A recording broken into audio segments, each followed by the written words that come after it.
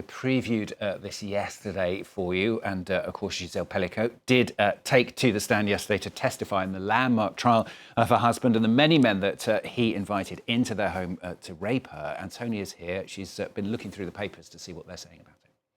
Yes, absolutely. Let's start with these inside pages of Le Parisien, where they've got this image of her giving her testimony and the quotation, "How could you betray me like this?" That's her addressing her husband.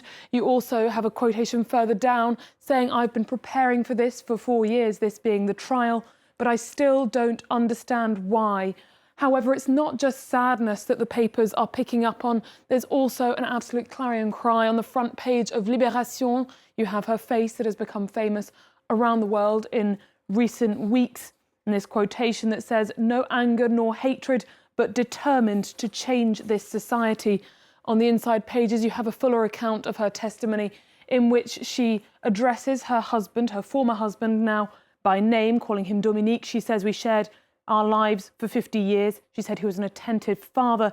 And she looks back on times in their marriage that are now very chilling memories to hear her speaking about. She refers to meals he made her, times he brought her ice cream during the half-time break of the football match he was watching. Now, in retrospect, she realises that those were the moments in which he drugged her. She says she's seen women testify how excellent and decent their husbands, sons and fathers are, and she said she had the same thing at home. And the rapist is not someone you meet at night in a car park. He can be in your family or among your friends." It also made front pages elsewhere in the world. This is the front page of The Guardian today, where we've got that same quotation, "We must change society." And on their inside pages, they have a rundown of the various accused. You can see that what's been commented on a lot by people who were present is the enormous number of accused, the way they so outnumber the victim. And of course, it is a group that spans all kinds of skilled and unskilled types of jobs, people that have a record of sexual and sexist violence and people who don't. Many of them are fathers, not all. Some are young, some are old, some highly educated, some not. Not all are heterosexual, but what most of them have in common is that few of them admit that they had any intent to rape Gisèle Pelicot, and they point the finger of blame at the husband, Dominique Pélicot.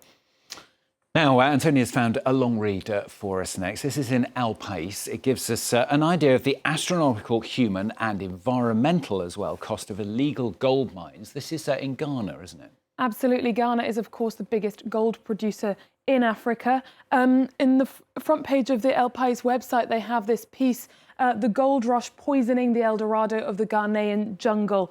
Now, this is the story of illegal gold mines springing up where there are extremely impoverished communities, very few options for work. This is the kind of unclean hellscape that creates. And what the article explains is how these mining practices have unleashed mercury, cyanide, lead, cadmium and nickel into the rivers. Extremely toxic, a huge problem for public health. It means there isn't good quality water for drinking or even for washing.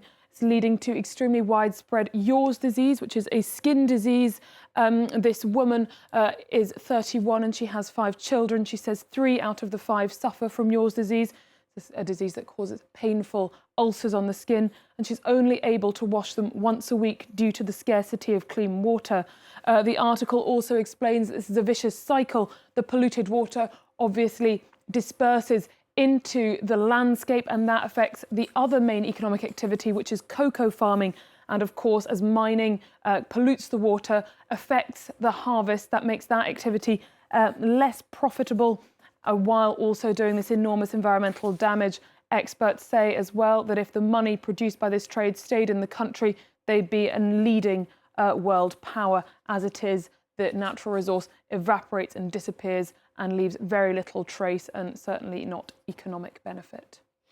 Now, do you know your ancient Egypt is the next question. If you do, you will know that cats were sacred in ancient Egypt, but it's a dog who's been scaling the Pyramids of Giza. That's quite right, Stuart. So this is the story of Apollo.